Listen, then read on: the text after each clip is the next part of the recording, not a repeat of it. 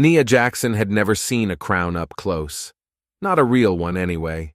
She'd seen them in books, in movies, on the heads of queens and princesses who looked nothing like her. But when Mrs. Whitmore held up the golden paper circlet in front of the class, something inside Nia's chest tightened. "This," Mrs. Whitmore announced, holding the crown high, "will go to the winner of this year's Jefferson Academy speech competition." A few students groaned, while others perked up with interest. The crown wasn't much, just a flimsy cutout, cheap gold foil peeling at the edges. But what it represented, that was something different. Beside it sat a thick, official-looking envelope. It had the embossed seal of the Jefferson Summer Academy for Public Speaking, an elite summer program for the best and brightest. The winner wouldn't just get the crown, they'd get a full scholarship to the academy, where they'd learn from professional speakers, politicians, and CEOs. For someone like Nia, who didn't have the luxury of expensive summer programs or private tutors, that scholarship was more than an opportunity. It was a door. She sat up a little straighter, her hands folded in her lap. Mrs. Whitmore cleared her throat. "The rules are simple. You will write and perform an original speech on a topic of your choice. Speeches will be judged on clarity, confidence, and persuasiveness. The competition will be held in front of the entire school during next month's assembly." More murmurs spread across the room. "Why would anyone want to do that?" Greg Larson muttered, leaning back in his chair. "Public speaking is, like, torture." A few students laughed, but others were already eyeing the sign-up sheet at the front of the room. Nia could feel her own pulse quicken. Words had power. She'd known that since she was little. Her mother always told her, "Say it right, and people will listen. Say it strong, and they'll remember." She thought about all the times she had watched speeches online. Martin Luther King Jr., Maya Angelou, Barack Obama, studying the way they made people feel. She had practiced in front of her mirror, whispered lines under her breath while walking home, even given fake acceptance speeches in the shower. She knew she had something to say, but did she belong here? Jefferson Academy was a world away from her old public school. She had transferred in on a partial scholarship just last year, and she still felt like an outsider. It wasn't outright hostility, just a quiet otherness, a space she had to shrink herself into. She had learned the rules. Don't talk too loud. Don't correct the teachers. Don't flinch when people ask, "Can I touch your hair?" Say thank you when they call you articulate, like it's a surprise. Mrs. Whitmore kept talking, but Nia's mind drifted. She already knew who would win. She could practically hear the announcement now. This year's winner is Caroline Patterson, or maybe Michael Trask, or Elliot Reed. Names that belonged to kids who had never had to prove they belonged. Kids whose parents had buildings named after them. Kids who went to summer debate camps instead of working shifts at their parents' restaurants. She clenched her jaw. It would be easier to let it go, to not even try. But then she thought of Mama. "You're already in the room," Mama always said. "You already earned your seat at the table. Now make them hear you." The bell rang, jolting her back to reality. Desks scraped, backpacks zipped. The class surged toward the front, a few students reaching for the sign-up sheet. Nia hesitated. She gripped the edge of her desk so hard her fingers ached. And then, before she could second-guess herself, she stood. She walked through the crowd, her heartbeat loud in her ears. A few heads turned. She felt the glances, the unspoken, "What's she doing here?" hanging in the air. But she didn't stop. She grabbed a pen. She wrote her name. Nia Jackson. She set the pen down. When she turned to leave, she caught Mrs. Whitmore watching her. The woman's lips pressed into a thin line, unreadable. And just like that, the game had begun. The sign-up sheet was just the beginning. By the time Nia walked into Mrs. Whitmore's classroom the next morning, the list had nearly doubled in size. 10 names, then 12. By lunchtime, it was up to 15. 15 students, 15 voices, and only one crown. Nia tried to ignore the knot in her stomach as she made her way to her seat. She was already getting looks, curious, skeptical, a few amused. She could hear whispers as she passed. "Did you see who signed up? Nia Jackson? For real?" I didn't know she was into that kind of stuff. She kept her head high. She knew what they saw when they looked at her. A girl who didn't fit the mold. Someone they never pictured standing on a stage, commanding a room. Let them underestimate her. Mrs. Whitmore tapped her pen against her clipboard, calling the class to order. For those of you who signed up, congratulations. You've taken the first step toward the competition. She walked over to her desk and picked up a stack of papers. Now comes the real work. The first draft of your speech is due in 1 week. A groan rippled through the classroom. I suggest you start early, she continued. A great speech takes preparation, practice, and most importantly, she paused, scanning the room, passion. If you don't believe in what you're saying, no one else will. She placed the stack of papers on the front desk. I've put together some guidelines on structure, pacing, and delivery. Take one before you leave. Nia glanced around. Some students looked confident, already pulling out their notebooks. Others, like Greg Larson, just rolled their eyes. Now, Mrs. Whitmore went on, I'd like to hear from a few of you. Stand up and tell the class why you entered the competition. The room fell silent. Nobody wanted to go first. Then a chair scraped back. Caroline Patterson stood, flipping her long blonde hair over one shoulder. I entered because public speaking is a crucial skill for leadership, she said smoothly. And as future leaders, we should all be able to express ourselves clearly and with confidence. A few students nodded. Excellent, Caroline, Mrs. Whitmore said, smiling. Anyone else? Michael Trask stood next. I want to go into politics one day, he said. This competition will help me prepare for that. More nods. A murmur of approval. Mrs. Whitmore turned to the rest of the class. Who's next? Nia hesitated. She could feel her pulse in her throat. She wasn't afraid of speaking. Not really. But this was different. This wasn't just speaking. This was standing up in front of people who already had their minds made up about her.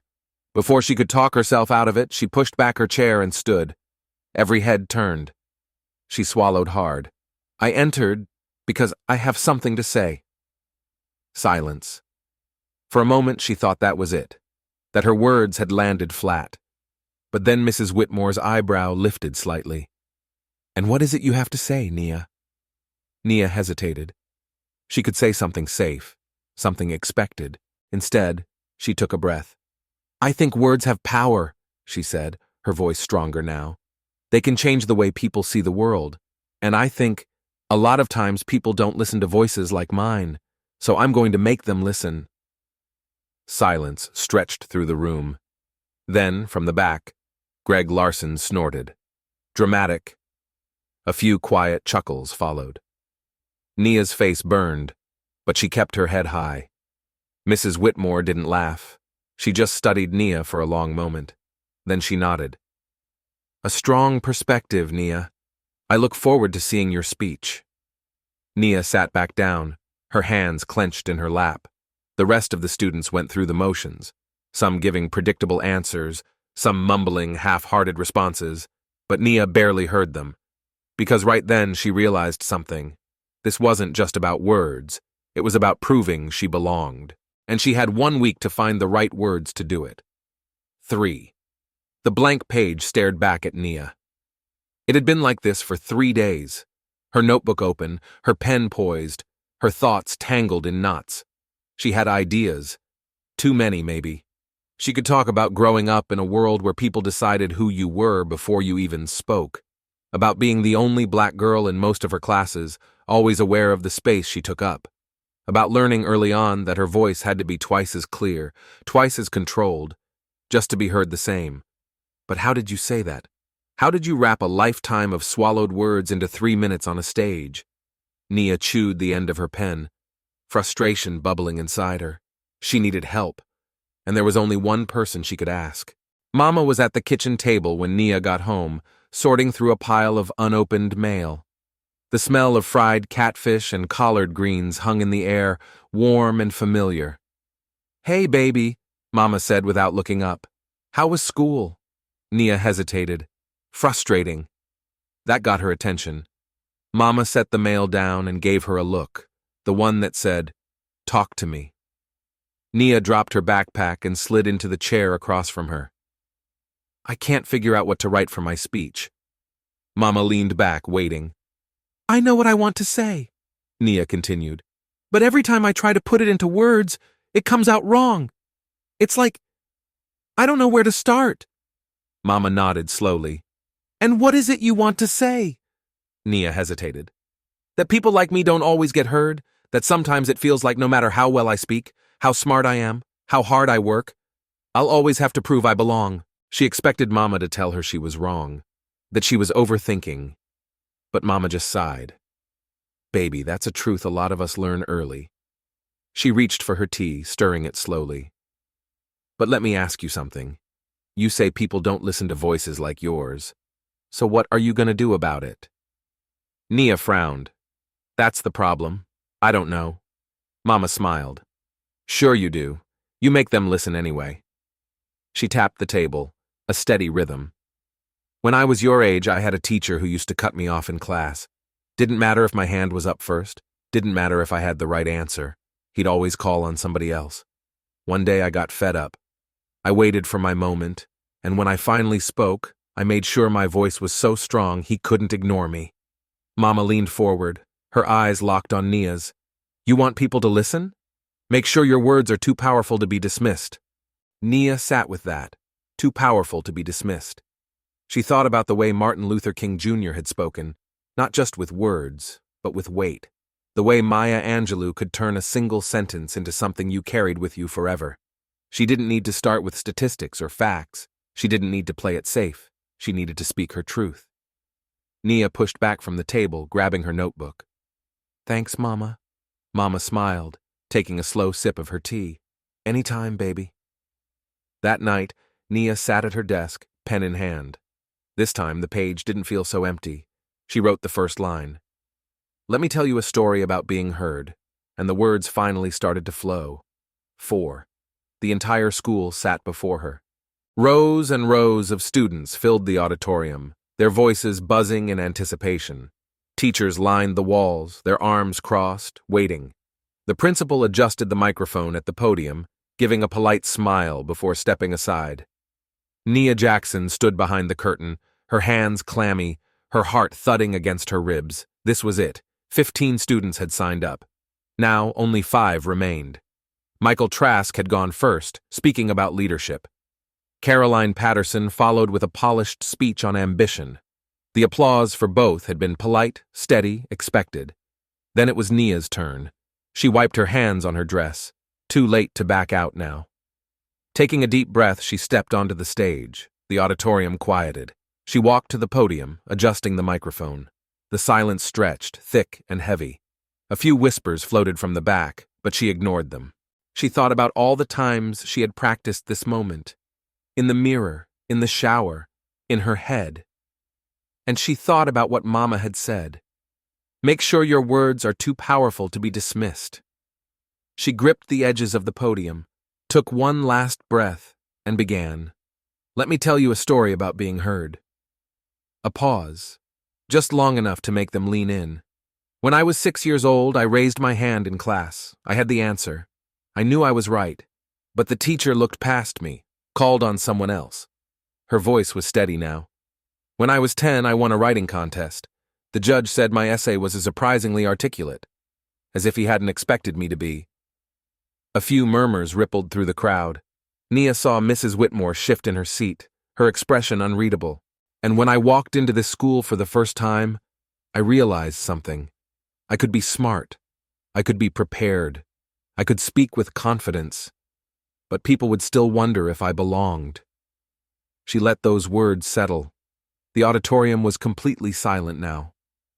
I signed up for this competition because I have something to say. And I'm saying it now. I belong here. My voice matters, and I won't wait for permission to use it. She exhaled. For a moment, there was nothing. No reaction. Then, applause. Not polite, not hesitant. Real, loud, growing. She glanced up and saw Mama, standing in the back, her hands clapping, her eyes bright. Even Mrs. Whitmore gave a small nod. Nia stepped away from the microphone, her heart still racing, but this time it wasn't from nerves. She had said what she came to say, and they had listened. The winner was announced at the end of the assembly. Caroline Patterson had already begun shifting forward in her seat. ready to stand. Michael Trask sat with his hands folded, prepared. The principal cleared his throat. And this year's winner is Nia Jackson. For a second, Nia didn't move. The applause swelled again, louder than before. She stood, walking to the stage as the principal handed her the envelope, the scholarship, the opportunity.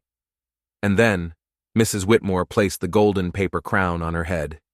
It wasn't much, just a flimsy cutout, the gold foil already peeling at the edges. But as Nia stood there, looking out at the crowd, she knew it was only the first of many crowns she would wear.